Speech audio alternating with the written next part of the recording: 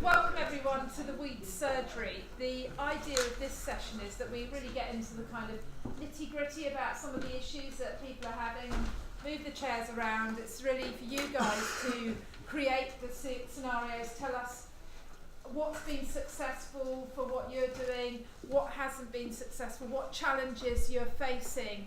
And so there's no formal presentations, for people to say how we're dealing with it, but other people to kind of chip in on that. So this is another agroecology session, and I'd like to point out as well the resources that are available. I mean, weeds I see as one of the biggest vexing issues really of organic and low input growing systems, basically without herbicide or even with herbicide. And Agroecology are really trying to address this. It's a fantastic set of data with video blogs and written papers and things like that, and kind of information booklets where you can find that stuff that hasn't got that commercial bias on it that we often see with material in agriculture, or isn't the kind of scientific papers that can be slightly impenetrable when you're trying to translate it into practical agricultural, horticultural situations. So does someone want to open up with a question on about weeds, perhaps a continuation of questions from next door, or if you were just a scenario or a problem? Is someone? Yeah, please. Hiya, so I'm from Sutton Community Farm. We're a small 7-acre farm in South London. We do vegetables. We have a 6-year rotation, and over time, bindweed and couch grass, which has been becoming a bigger and bigger problem. And under our current management strategy, we're not winning at all. Okay.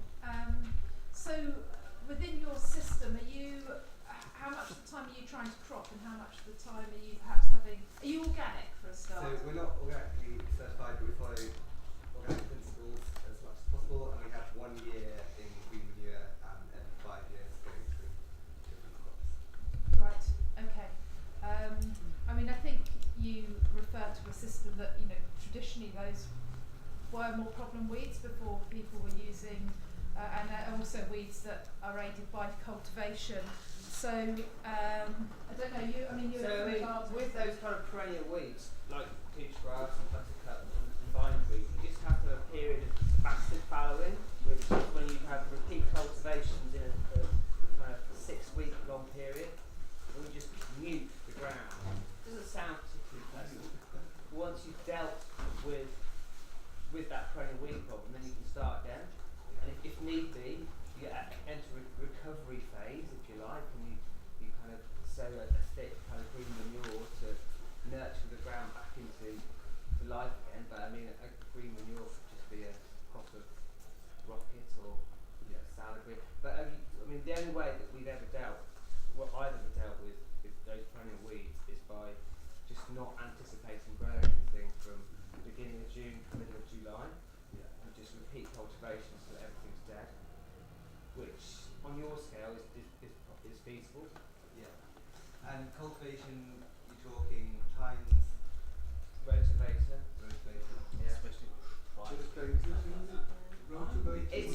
it's controversial, but the reality is you've got. You have to drag them. Well, Like they always did. Yeah, well, the problem with on a 6, I mean, what kind of kit have you got? You've got a small tractor with We've arrows? got a small tractor, we've got also tines and stuff. Yeah. I mean, the problem with on a small scale with significant kit, you've always got a rotivator, and that's why that's been my default methodology. But I'm still making money out of diverse rotation fruit and veg, so I don't really have a big experience of it going wrong for me. It's just light soil. You can bring it back to happiness quite quickly, I imagine. It's not going to be clay. You can get real badly compacted when you're cultivating in June, July. It's just making sure that each bit of ground, if it's a problem over the whole site, gets a good going at 1 year in 6, as it were. Yeah. When we grow potatoes, the onion lifter, for example, or the potato lifter, that lifts all the perennial weed up with the you tend, when you do early potatoes, they tend to help you get rid of those perennial weeds. If the infestation is too bad, then you wouldn't commit to that crop because it would trash the crop as well. It's good to ducks as well. Potato harvester is brilliant for bringing out your duck farms Yeah. and chucking them into the trash behind them. That's the time to pick them up. Very Yeah. good Well, that. you Yeah. pick them up or you drag them off, or Yeah. the weather's been like this year. It's a great year for killing perennial weeds this year, but only if you've got that gap in your rotation to allow you to do the bastard fallowing, which isn't something that arable producers can think about. That's why they have this big issue with blackgrass and committing the ground every year to a crop. You don't have a fallow year to commit to that kind of physical destruction of weeds. See, most of the perennial weeds are there because of poor management practices in the past. I mean, you can always starve it of light, starve it of nutrients and water. So that is a mechanism, you know, that you can go back to grassroots with if you've got no choice. So, But I mean, how do you completely block out light? Sit with a physical reminder. yeah, it's a barrier. Yeah. I mean, but it's just that you can actually still do cropping in that year if you do this bastard fallowing in what is the valuable part of the year. But otherwise, you're committing to 12 months at least of that pasture. But I mean, with any weed, as with any pest, you have to look at its reproductive cycle Yeah. and where it peaks in your kind of plan of harvest, you know, and not to compete directly with what you want to take out of the soil as a crop, you know. So there are mechanisms, intelligent mechanisms, to just sit down and work it all out, really. So, but I wouldn't dream of using a rotavator on yeah, you Well, would. no, what I'm saying is, when it's dry in June, July, and you rotivate like 3 or 4 times over a 6-week period, then you unsettle the crop so much it will actually physically dry out. There's a mechanical destruction of the whole of the plant, roots and all. But you know what we found, and by it bringing roots to the surface as well, they'll dry out, and so they haven't been shooting anymore. So we were still getting new shoots coming up, but as soon as we'd see it, we'd just go straight to a rotivator again, and bring it up to the top, and you can take those roots off. But that's how we've managed to. There's still a bit of bindweed coming in from places where we haven't rotivated, but over 4 years it's pretty much non-existent now. Still comes in, but easily controllable. We haven't fully got rid of it, but So what do you no dig? that's the problem. We've tried to go into no dig beds this year. We've got so many beds that we can't do all of them, and then the beds we have turned into no dig straight away. The bindweed comes back. Even with using mulch and stuff like that, it's still there. So finding a way to work it into a no-till situation is a bit more difficult. But It's like growing asparagus organically. The best way to do that is to take over a piece of conventionally managed ground that's been heavily used in herbicides for 20 years. Go to plant your asparagus, go into conversion process, and then by year 4 you've got organic asparagus. There's no perennial weeds there. Very cynical, but that's how all the supermarket suppliers do it. Well, I mean, in organic conversion, you can use glyphosate. So a lot of them, you know, just. No, you can't. No, you can't. Sorry? Well, No, you you used cannot. to be able to. You You can't. cannot use Definitely any not. chemical. No, the minute you stop conversion. pre-conversion. Oh, pre. Oh, Pre-conversion. pre-conversion. So what they do is they completely blitz Well, I was going everything to else. ask, you said you follow organic principles. Does that mean that you are innately opposed to using any herbicides? Because Well, glyphosate works so, really well. I mean, me personally, no. Spot treating with glyphosate works really well to solve the problem. But if you are intrinsically you object to that and don't want to do it, then you're into all these options. Yeah. But as a product, that's what it does. It's translocated to the roots and it kills the perennial weeds, which is why earlier we were saying if we lose glyphosate, we'll get couch back as an arable weed, and it disappeared 30, 40 years ago as an arable weed. But you know, it works on couch and it works on bindweed really well. But the biggest problem about couch is the click beetle that's in the soil when you move on it, because it'll go for your spuds, all your roots, everything. So I mean, it'll make your life a nightmare potentially. But you should weaken it and weaken it, weaken it. After 3 or 4 years, it should be gone. You know. I found a really good research paper on cultivation strategies and their effectiveness on perennial weeds, and I was looking into it, and I think it said that if you've you've got dry weather, then the springtime is the most effective thing. Some kind of time that will lift it up without breaking up all of those rice ends is the most effective strategy. But if the soil isn't completely dry, that stops working very quickly because it all clogs up. As you were saying about if you chop up perennial weeds, you get loads more perennial weeds. Actually, it's more effective to do that, to start using the rotivator than to just let it go, because the alternative, which is you're halfway through a harrowing process where you're trying to eliminate that perennial weed, and you stop because the ground gets a bit wet, and you let it grow because you don't want to chop it up into little bits. Well, it's just putting so much more energy into its rice ends, and it is better to chop it up than to just ignore it. What the reason? My understanding.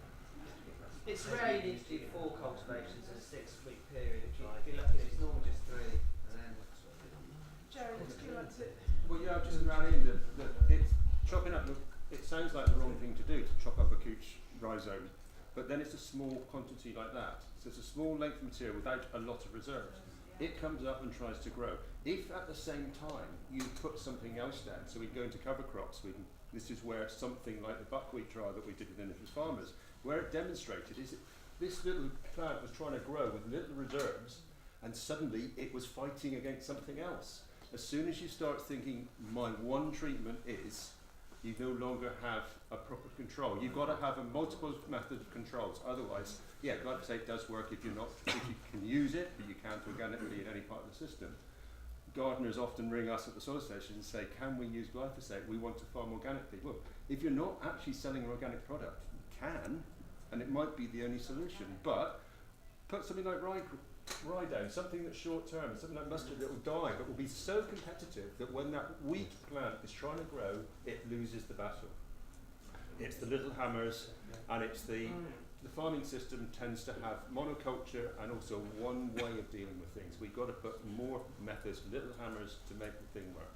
It's not also about knowing the biology of the life cycle of the couch or any weed. Yeah, So but if you what's know interesting the with weed that is if you chop them up without that follow-up action, you're making the situation worse. So and it's understanding the interaction with the environment. So we've said a number of times, if it's nice and dry, that works because you can bring them up, you can dry them out. If you get a bit of moisture and they start sprouting, then you might be in a different scenario. Yeah.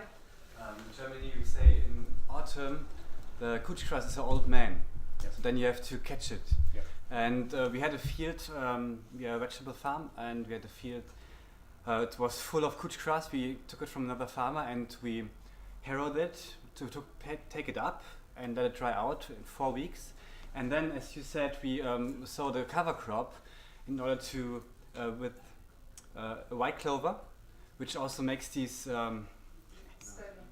yes, these not rhizomes, but they go vertical in order to have the same effect as the couch grass, the same task.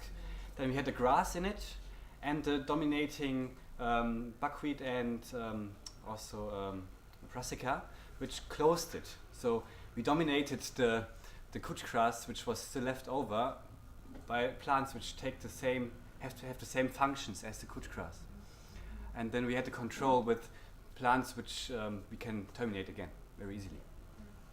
I think a big thing lacking is weather, isn't it? Knowing what's going to happen. You know, we had so long dry in 2018, and then certainly in Gloucestershire where I live, we had rain, you know, in August. And if we'd known whether we're going to get rain or we weren't going to get rain, it influences how you manage. And hopefully we'll see better weather predicting systems, which will then aid future weed control. I don't think in agriculture generally, not being able to predict what's going to happen with the weather is a limitation that's underestimated, I think, really. And hopefully we'll get that information soon.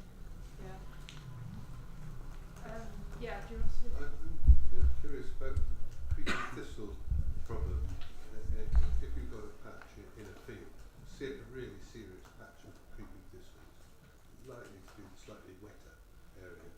We've got an arable 10 acres field which let's sort of resow it in grass and take up the docks, because we've got, I can clear the docks and I can get all that, but the creeping thistle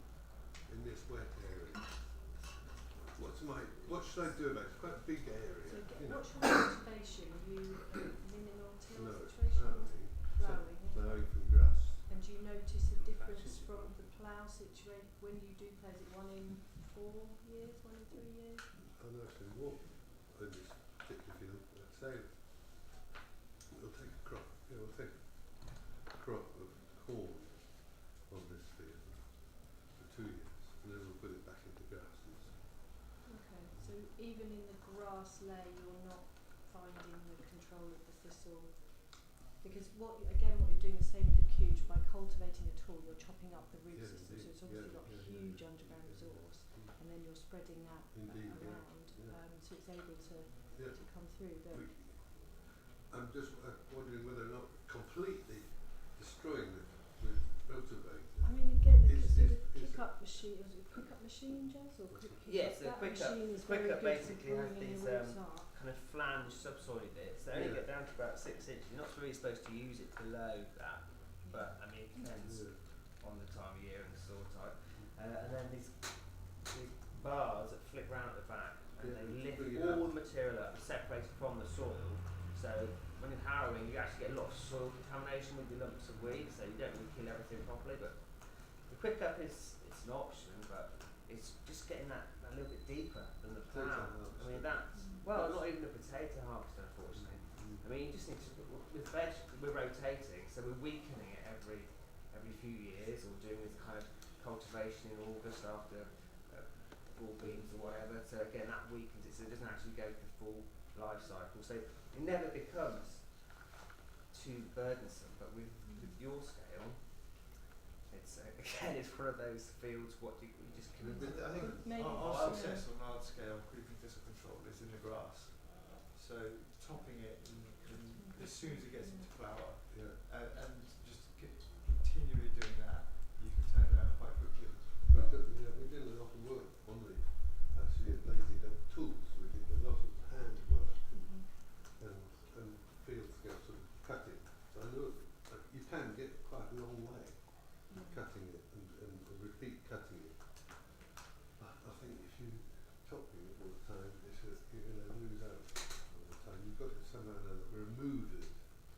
But that does weaken the plant. So the more you're cutting it, you are weakening the underground system You as well. are. So I know it doesn't feel like because you're not seeing the results very quickly, but it is weakening the system. The challenge with autumn ploughing is that you're taking that thistle, which has got it's had all summer to build up a really good root reserve, and you're just going to cut it in two. So that will just propagate it. So that's why, Are there any natural predators of creeping thistle? Caterpillars and things? Do they, if we left them, would they be eaten by if we left it for a few years? No, I mean obviously they're used by butterflies love them when they're flowering or what have you, but there's a couple of diseases that affect them. Right. You may have seen the white thistle. Sometimes you see patches that turn white, and there is a product that they've made out of that in America, but they're not marketing it for Europe. But it is something. It's one of the well-known diseases that then does knock them back. It doesn't completely kill them, but it does reduce them. Right. So that could be used as a kind of natural. And there's a rust as well, a particular kind of rust, but no actual predators that I'm aware of that actually would destroy it enough. But it is just a question with all the perennials, just weakening and breaking their life cycle. Well, I'm able to do that on a fairly small scale, but I find I have very generous neighbours who like to replenish my thistle stocks from upwind, and there's not much I can do about that. I mean, actually, a lot of it doesn't generate from seed. It is quite a myth that right, you see the okay. thistle down blowing, but that's actually the female part of the plant, and it isn't always fertile. Right. So although you see that and are horrified sometimes by thistle down blowing, it's actually most of it is reproducing from the rhizome. So very little grows from seed. Reassuring. Because it really needs a very specific habitat for the seed to establish well. So obviously little seedlings will come up, but they tend to be from pieces of rhizome underground. Right. And very few of those will be from seed. So Unlike the Scotch thistle, isn't it? yeah, so that's different. So this is creeping thistle. What we're talking about, that spear thistle and Scotch thistle is a different species again. So that will set seed. Spread that seed. Jerry? I think it's specification. I think we may have to go look at more detail as well as to why that particular area is persistently a problem. So we know that creeping thistle can be associated with compaction areas and minerals, and there are some questions about P and K levels in the area, and it may be that that particular area has a specific issue that makes the creeping thistle difficult to control because it just likes it so much. Water, it loves water. It does like water as well. But for instance, this lime, does it like, it's fairly acid soil that I'm talking about. So lime would make a difference. Would lime? It would, because it would make the conditions less conducive for the weed to want to grow. But it's quite a tolerant plant. But it is quite a tolerant plant. So, There is some kind of anecdotal evidence of some, I think it was in America, a farmer did lots of subsoiling, and he saw that worked really well on thistle control. I think it just broke up the compaction, allowed more drainage. So maybe that particular area of your field needs a bit more of a, looking at the drainage. Yeah, the subsoil really drags up the rhizomes, and that's the only way you can get down to it. And it But breaks again, up the soil. you can lift them in June, July, which means sacrificing the best part of the cropping cycle. the sun indication in the subsoil also lets disease into the roots more. And personally, when I was farming, I actually preferred to use a flail topper rather than a blade topper, because that feeling that you've smashed up the end of it, and it can't seal off and repair itself so quickly. But that's just a personal thing. Maybe it's just I like to be vindictive. This was like. Can I ask about nettles then while we're on this situation? Because I have an area for reseed that have been outwintered, cattle fed on a particular part of the field, and it's absolutely black with nettles. And before I take the whole thing up, I'm expecting this kind of, Is this the perennial nettle? Yeah. It's just a sheet on the top, so presumably. Normal when you dig into it, there's a root mass kind of. Wow. So it's quite accumulated. Yeah. Well, the thing is 10, 20 meters. Well, I mean, if you're not growing anything on it, which presumably you're not. Well, it's part of a field pasture. Yeah. But you literally, if you just, like you say, blanket with plastic for a year, then the job's done. But if it's too wet to go in there and cultivate, I mean, that's probably your best option. Or cut it and use it for compost. Yeah. Find a resource, find a yield from the situation. Find a few dustbins to put it in and you'll get some little Well, then you go on fertile land, nettles, Yeah. You've got some good land there if you get rid of nettles. The only thing is, in order to utilise it on my system, I do mainly grazing, so I'd have to pre-mow and just to get the wherewithal to remember to pre-mow that particular patch beforehand. Probably wouldn't happen realistically. So, and it also behaves very differently to the rest of the field then as well. So you either do a bad job on both parts of the field, or you make more, homogeneous and have field to manage. Normally, if it was small clump, I wouldn't bother, but Yeah, that's one you can live with, but It depends how much it's worth to you, doesn't it? well, You it's know, due for reseeding, so it's actually it's mould, so it's actually worth quite a bit. And the moment you grab them now, but then it's up to your first harrow after you've ploughed, and then you can grab them and the soil is firm and dry just before you sow it. So physically removing it. Yeah, physically, that's what we do. You drag and also go over handwood. A lot of handwood at that stage. Yeah.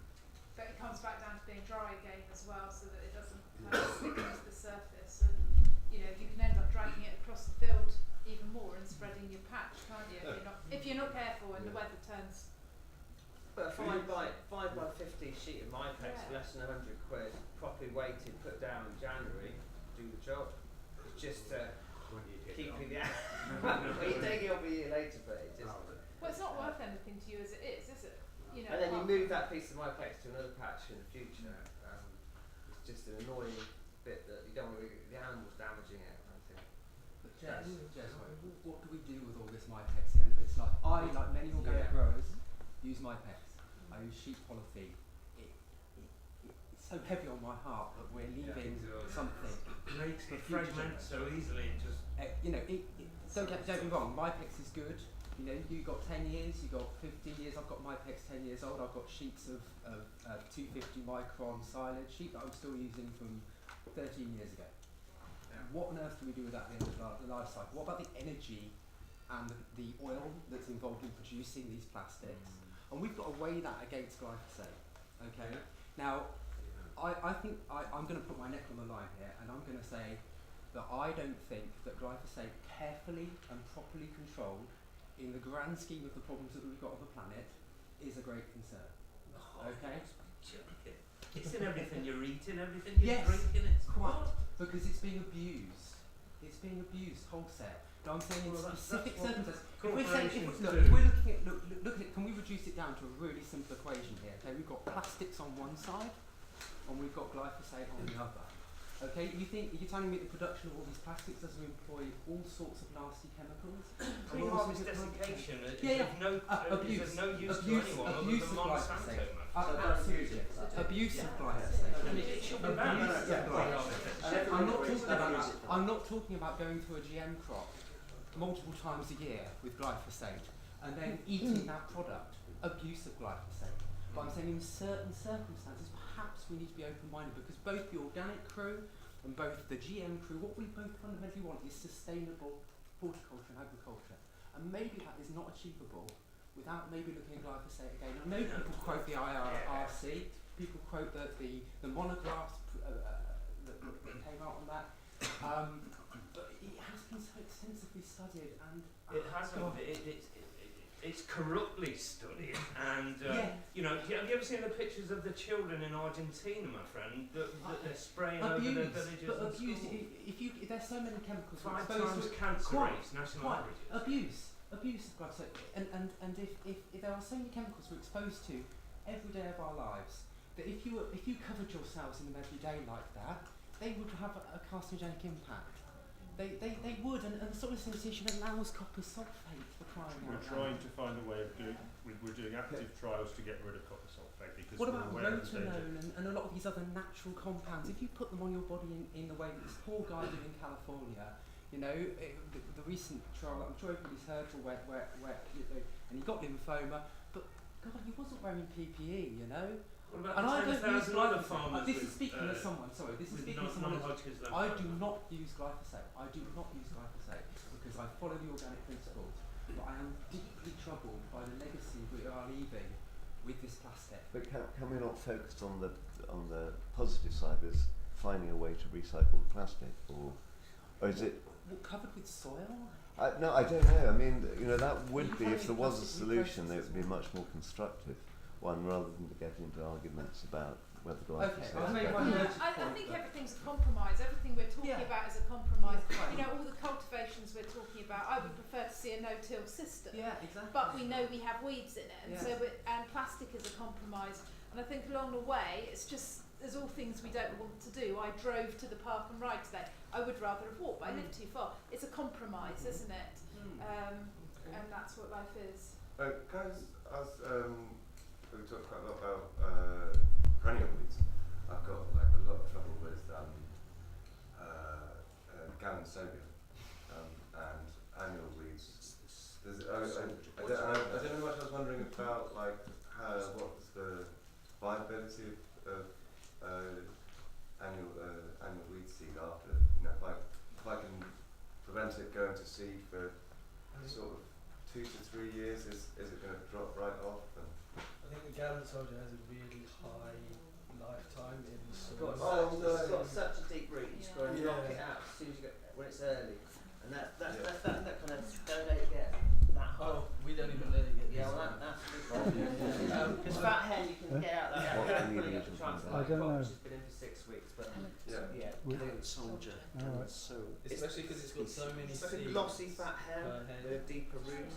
Spread on muck. I haven't got that. Yeah, and the seeds are so small that when it does go to seed and there is a flower, you can hardly see it.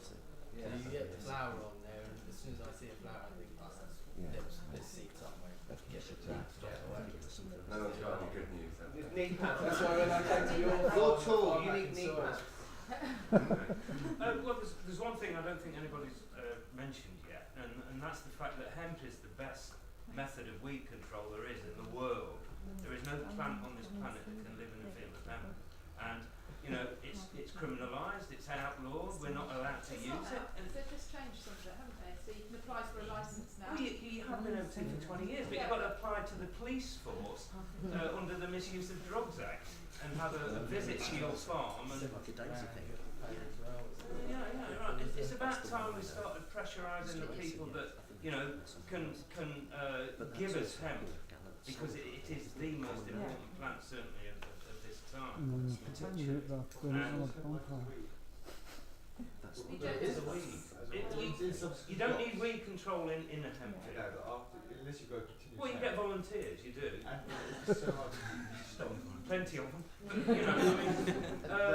No, but the thing is, hemp also removes heavy metals from the soil, which glyphosate, it's a chelator. It leaves all heavy metals locked up in your soil, and it would destroy all the soil, fauna and flora. And it's about time people copped onto the fact that, I think something like 80% of our soils now are completely poisoned with glyphosate and neonicotinoids, and it's about time we got really serious about preventing all of this stuff. Well, glyphosate doesn't lock up in the soil. It's not a residual chemical at all. It will only go into the plants, obviously in contact with the plants that are there. It won't then hang around in the soil. It's basically inert. Well, there are an awful lot of things said about glyphosate, but I haven't seen many of them proven. It definitely does not. Anything that goes against what the corporations that are selling you the product of, generally gets pushed to one side and discredited, and the people who write the information get discredited also. So I don't think we ought to be making generalisations about glyphosate if we really don't know what we're talking about. So, that's my I think what's interesting, someone mentioned, is the idea of finding a use for a weed, and so I think from the point of view of growing herbal medicine, there was a organic herbal medicine grower book I found from the States, and it has yellow dock in it. And yellow dock is a really useful astringent herb, and the same with nettles. I think there's an opportunity for great synergy actually. There's a lot of people interested in using herbal medicines and making their own potions and like nettle tinctures and stuff like that. And I mean, it might be a small scale solution and involve getting a lot more people onto your land to help, but there might be people out there who would like that resource. One point in the book it said, sadly we don't have any nettles where I am in the States, and that puts it all in perspective. Can we just talk a bit more about fat hen? And because people keep on sort of coming up. Yeah, no, absolutely. It's quite hard to sell.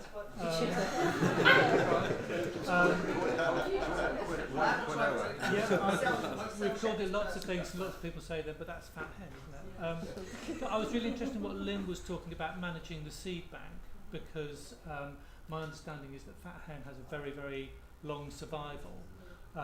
So we have it's about a 10-acre organic holding, and our strategies have mainly been about using plastic biomulch, and then we have been seeding the tractor wheelings with clover and trefoil, and mowing that, and that seems to be a good strategy. But the trouble is that then we don't have a planter that can plant through the biomulch, so we have to then plant all our leeks by hand. And in the areas where we, for example, our brassicas, which we don't do through the biomulch, then we have a real problem. We use a stove seed bed, which we terminate with a very light power harrowing, and then take a mechanical cultivator through it. But we still have a lot of problems. Yes, we weed it and we round rogue it, but there are times when it does threaten to overwhelm our brassicas. So I just wondered whether anybody has got any other strategies, particularly thinking about managing the seed bank, going right back to the beginning. I really liked the little hammers, the big hammers, the little hammers. So I'm wondering, we have lots of little hammers going. I'm just wondering where we need to put our effort. We've got to reduce the seed bank by prepping the ground. Weed comes up and you flame it off, but flame technology is, you're looking at £5 for a second-hand kit to go on a metre wide bed. It's an investment that probably is hard to justify on a 10-acre holding. It also uses a lot of gas. And you can do something similar with a scraping method of physical scraping the bed. Are you talking about using a flame weeder kind of at the end of your stale seed bed phase? Maybe stimulate some Yeah, to germination? create the stale seed bed. Okay. But I mean, equally, just to reduce the seed in the top kind of inch or so, you can just time it down at the right time. So if you tried cutting it in leeks, is it really tall by the time? It gets really, so really tall. are you able to go through with a top, some kind of topper or a, Yeah, no, we do those things. Yeah. And we end up doing lots of hand Yeah. No, I'm just wondering because I was really struck by what you were saying about when you plough, is the aim to get, you bury the new seed, but you bring up the old seed? That's the risk, obviously, but with something like that, or poppy or something that has a very long life, the longer you can keep it buried, the better.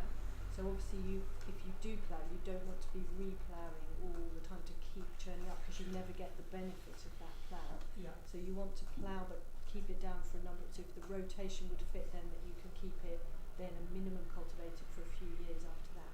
That would really help with the decline. Obviously, things like fat hen poppy are there for a very long time, but they will start declining. But you don't want to keep bringing up that old seed because you're always mixing. But it's fair to say that rotational ploughing would be a much smaller hammer for a persistent seed like fat hen or poppy than it would for a brome. Yeah.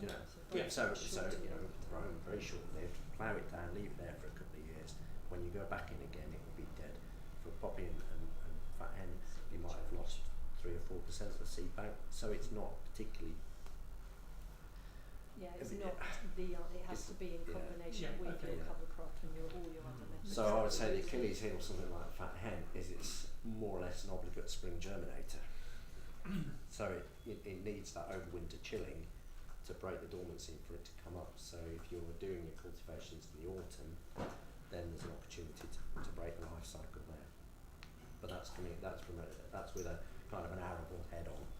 Well, there's certainly something about the timing of cultivation. So we've noticed when if we've laid the plastic biomulch film very early in the season, so we've done the cultivation, then the fat hen, because it obviously grows up in the wheelings, it grows up in the shoulders, and it grows up where you've planted through it. It seems to be less of a problem if you've done those cultivations very early in the year rather than if you've done them a bit later. Yeah. Does that make sense? Because that's what we're planning on doing this year. Get the beds under the. So it's understanding that emergence calendar and where the peak is, and timing your operation so you disrupt that. Either you do it early and they all come up and you've got an opportunity to destroy them, or you delay it. Yeah. I think the AHDB Weeds Encyclopedia, if you get a new weed in or something starts to become a problem, just the little calendars, and it's all available online. Just to understand more about it, it's such a simple thing to read. So and flowering times as well. Relatively late flowering. So yes. It gives them an opportunity to get. But whether you could use that field for a winter sowing crop, an autumn sowing crop instead of always a spring sowing, is there an opportunity to change your rotation in the worst areas? It's pretty much throughout the whole holding. Oh. Yeah. Okay. It's not patchy. Yeah. Well, that's probably the mixed market gardening. You just you breed weeds, don't you? You're getting away from it. And the problem with biomulch is that you can't do physical, heavy-duty kind of hoeing on the edges because you damage the mulch. Yeah. I mean, I question the system. I mean, I personally find it very difficult to use biomulch anymore because you can't really mechanically hoe very easily with it. Yeah, that's the.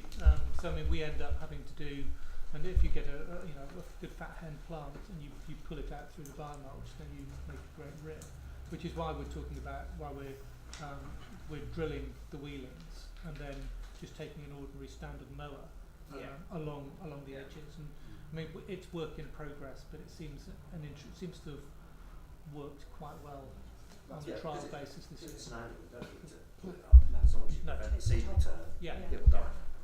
Yeah, it doesn't like being topped at all. That's what I do, is mow the wheelings tight to the biofilm, and it really objects, and it seems to get some kind of, on my site anyway, a bacteria or a fungus that turns it yellow when you top it off. Do you know what that bacterial fungus is? No, I don't actually. Can we have some? It doesn't kill it, but it does weaken it if you top it. Yeah, especially late in the season if it's wet. That is really healthy. The sheep like it. Yeah, I wanted to ask for any advice on bracken, please. Pull them all out of the bag today, I think. They make compost with it. There's quite a lot of it. Animals, pigs. So, It's quite pH affected, isn't it? yeah, I mean, to work, you're obviously upland area. What? It's Where is pasture, it? steep ground, so Okay. You're talking about goats eat it? I don't know. I haven't got notice really. Yeah, I know goats. We've had a few goats on the farm, and they just went with everything. And they might be quite good to look into. But they take everything away. Not everything. If you can lock them off, like we stopped them from going into the glass houses and polytunnel and that. Everything on the outside was gone, brambles, the lot. But it got rid of the things that we didn't want. But Okay. might be another. So what's your approach at the moment? Are you just cutting? Cutting, I've tried dragging and breaking and snapping, which people said should have some effect. Are you organic? Yeah. So it's a good product. Yeah.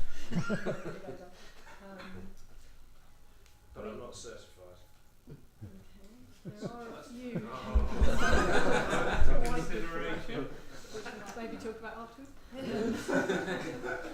But yeah, otherwise, I mean, it is again another battle because it's such a great preserve. It is cutting, just keep weakening it. And just cutting and cutting. Do have to be very Yeah. careful. But does it beat it back in the end if you just keep It makes cutting? it much smaller. Gradually goes smaller. Right, okay. And that allows other things to Yeah. compete with it. You need to settle the competitive grass species afterwards and then have a good grazing management system on it. We do the pig strategy, otherwise it will be back. But if you can keep that down, the problem is on steep banks. It's difficult, isn't it? And it tends to be more extensive systems. It's not like paddock systems where you can be much more strategic about when you put animals on or how long. It's also a great mulch. Why don't you harvest it and use it to mulch up? That's on your bit. Yeah. Great mulch. It's tough to cut. It's very steep. It's too steep for a plan. Yeah, that's the problem, isn't it? That's where it comes in. Any other questions? It's not really a question. I was just going to say, we're talking about the potential use of some of these weeds as medicinal plants, and so that we buy couch grass, nettle, cleavers, one or two other things, dandelions, in reasonable quantities. Some of them. So like nettle is the equivalent of about 6 tons a year of dry, which is about 30 tons of fresh. And so I don't know. It isn't as simple that, because of course the crop's got to be kept clean microbiologically. It's got to be dried well, and it's got to be processed. So it's not. But yeah, I mean we've got a stand here, so if anyone wants to come and talk to us. What stand do you do? Organic herb trading company. Okay. And if you don't do that, then what you've got is a kind of a messy heap of dug out couch grass and nettle roots and nettles that have gone to seed because you didn't get them in time, and thistles that you're not quite sure what kind they are, and all of that. Can you compost that in any way? You just have to leave it there and forget and hope it doesn't get any worse, or what? Well, I'd bag it up into something to contain it, and then it'll rot down within itself, and then it'll be fertile. And the roots and that will die off enough. They will. And the nettle seeds? Well, if composting is done properly, it should kill There'll the be weed seeds in it But anyway. There will. separate to the main compost and in a sort of anaerobic. Yes, process. bad compost. Anaerobic good compost. So you contaminate compost, you just grow like things like squash and potatoes with it, things that compete well against weeds. And then your primo compost, your more weed sensitive crops. It's a difficult one, and I think it's easy to mismanage your waste of these situations. And sort of like the season or something, you know it off the field, but then it's still there. And it doesn't dry out or doesn't dry out. What do you do with it? sure it stays wet within the pipe. You often put it under the trees, don't you? And then you pull it off with some, at the edge, and then you've just moved your problem in a way. Yeah, I mean, dockseed is well known to pass through, obviously, the system of the animal very happily, come out the other end, and you just spread it around, and it keeps growing, so it's not affected by the animal at all. It's grazing there. So you've got to be very, well, again, don't put it in the compost, because it will keep spreading around your system. Or in your evil compost heap, you compost heap for baddies, just keep turning it, and if you do get germination, then you disturb it, and they will die, and But you cut the temperature a bit then, don't you? Yeah, but as if we're going to get temperature to get really on what scale are you on, sorry? Well, I'm talking in this instance about round polytunnels, but there are fields as well that we go through weeding with wheatgrass in my place, carrots and such likes, and some of that I can see to them, we just leave it there, and maybe it dries, maybe it doesn't, or some of its other things. Around the polytunnels, it's like nettle roots and creeping thistle roots, and it's couch that we've dug out of one polytunnel, and best to burn it, have earthing, and it's not these little dry Everything we're doing is a and compromise, isn't it? and it just ends up in a messy heap, being a mess. Yeah. As long as the heap's moving, let it dry out. That's sorry where you're going to make it messy. Where you're going to make it,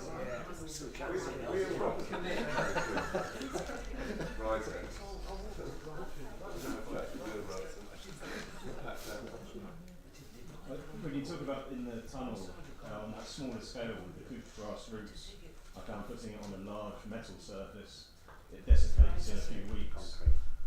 That seems quite effective. Yes, with a small scale that would work. Katie? You just mentioned docks. Non-chemical controlled docks in grassland, either permanent grassland or in lays, probably more the permanent grassland's the biggest issue. What are the options out there? So again, cutting, weakening the plant, so cutting at the right time, so you weaken the root zone. So what's the right time? Is that when it's flowering? So up to flowering, but obviously you don't want it to be then producing seed in that seed production stage. So again, once it's putting its energy into flowering, you've less energy in the roots, so you cut then you're weakening anything that's below. But what you want to do is obviously once they've gone as well, reseed as quickly as you can, so making sure those gaps are not there, because as soon as the gaps are there, there's seed there already, they'll keep filling in the gaps. So reseeding, keeping your grass sward healthy and as productive as you can with your grass clay or whatever your mix is in your lay, but keeping that as thick and healthy as you can to out-compete the weeds. And what about some of these like targeted dock cutter things? I mean, they seem like they're still in development, but I haven't really had a lot of experience with those. But again, if you are going to use anything like that and remove them, always fill in those gaps. I think that's the key thing, because the weeds will just find those, and they love to exploit. Thistles are the same. Some people go in with the thistle cutters and take them out. Again, they're always going to fill in a bare area. So get that sward back. And don't overstock, overgraze. It's always the areas where the animals have caused, a lot of soil puddling and less the weeds and just happily living it. Fence post spade, it's really sharp. It gets right down to about 12 inches if you stand on it. That will kind of displace the main shaft of the taproot of the dock, which is like amongst perennials and a place you can't do anything else with. What was it? Sorry. It's like a deep sharp spade for digging a fence post. I'm like coring it. They do give up. I've been quite impressed how much they do give up. Just carry on cutting them year after year. They do. Bad for lazy dog too, because we make them. No, they work. They work. There's also quite a lot of people finding a lot of success with dock control by using diverse lays, because they're actually getting roots down to the same place as the dock is, and the dock in a monoculture has got nothing to compete with. So it's perfect life, its roots are down there getting what it wants. As soon as you start getting chicories and stuff like that down there as well, suddenly it's got competition, and that challenges it. And with weeds, it's about challenging the weed to not do what it wants to do, or to try and bend it to our will a little bit. So. And And I mean that relies on lays, and it's the On problems the in permanent pasture. yeah. I mean, It's we've got tougher. success with pigs as well.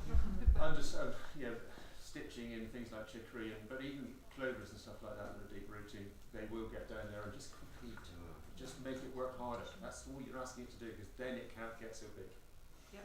And the root weighing machine, to the electric weeder does seem to work quite well on docks. But we've not trialled it particularly, but it's been sold as a handheld machine, which is quite expensive. But by electrocuting it, it actually heats up the growing point so it explodes and dies.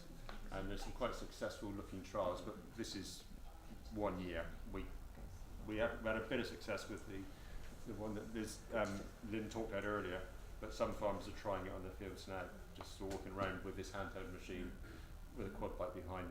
I know but it generates electricity from a PTO or something like that, and actually burns it out. Mark Lee particularly is very excited by it.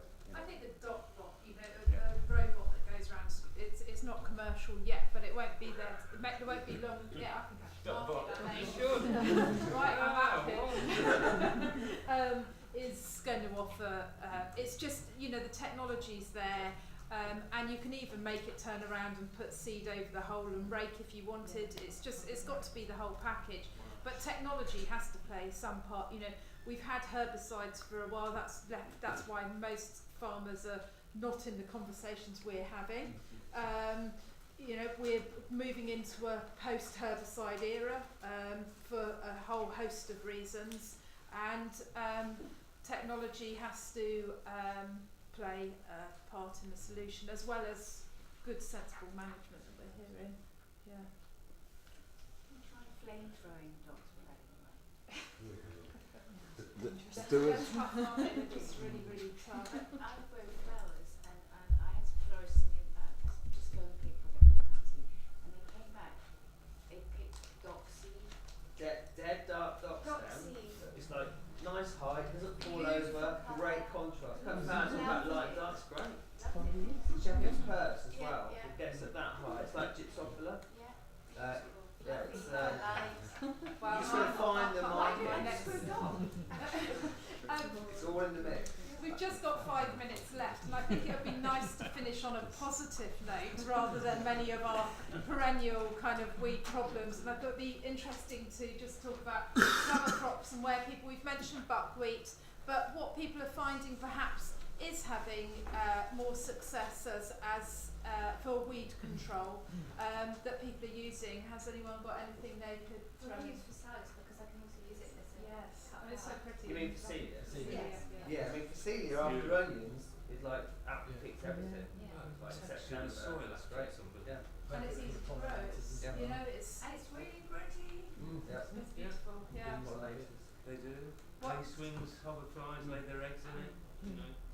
Keeps all the black fly, green fly down. If you put cornflowers in with the Phacelia, you get those cornflowers and Phacelia. They'll come up at the same time, so you get kind of diverse flower opportunities. If you're going to take it to that level, you're not actually supposed to take it to that level. You're supposed to kill it before you get to that level, obviously. Angelica is a good one. That seems to hold its own against anything. Yeah, that's got Citronella is fibres. good as well as a spot weeding safe chemical. Oh, okay. What's the yellow plant that cows eat? Well, ragwort. Ragwort. I know a farmer that uses it for ragwort around his farm. Spot. Citronella. Yeah, Barrier H is the product you can buy. It's the but it does control ragwort. So maybe you could use it in with other perennials, with docks and things. I don't know if anybody who's tried We it. have played around with it. It's not very good on anything else. So it's a kind of burn down material. So it's fine for flowering ragwort. It's very good for that. But yeah, it's not. It's obviously not persistent. It's limited. But it's another option. Has its toxicity in the soil been explored? No, I don't think it's. I don't think there's a problem. I think it's registered as a product, so they would have looked at residues and everything in the soil. There will be restrictions on where it can be used. It's probably all non-crop areas. It will be pasture, horse grazing paddocks, and motorway verges and things like that. And I know of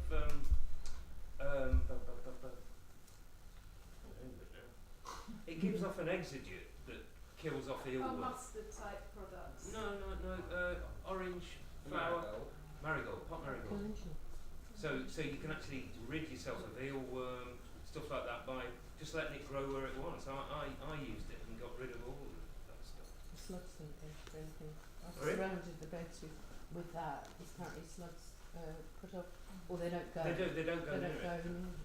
Yeah, it's good protector, that and garlic. I think there's possibly a bit of confusion. The pot marigold is calendula, the bright orange things, which That's is right. meant to. It's not African And marigold. Tagetes minuta is the one that repels nematodes. Sure. And it's a very tall plant. Minuta is just the size of the flower. Any other last? Yeah. Nematodes. Garlic. Well, the problem with Tagetes garlic minuta. is because I'm it's bulk not grown sure generally, how isn't it? But you mean as an successful it is, exudate? but it is a traditional. It's more of it for anthelmintics than weed suppression. Upsetting pests. Yeah, that's all I Carrot flies, something like that. You know, the smell of it confuses me. Okay, thank you very much, everyone.